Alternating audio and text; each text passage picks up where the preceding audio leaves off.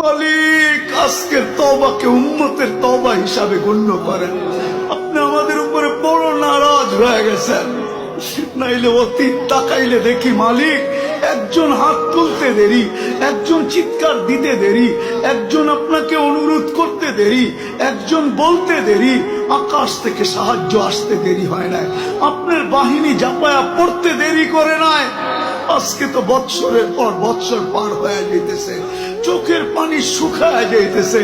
ও মালিক, কোন বিজয়ের চিহ্ন দেখি না। কত রোজাও তো ফিলিস্তিন ওয়ালাদের ইফতার হইতো লাশ দিয়া, সেহরি হইতো লাশ দিয়া। আল্লাহ, এই রোজাও কি এরকমই হবে? জানি না মালিক। এত নারাজ হয়ে গেলেন কেন মালিক? এত নারাজ হয়ে গেলেন কেন?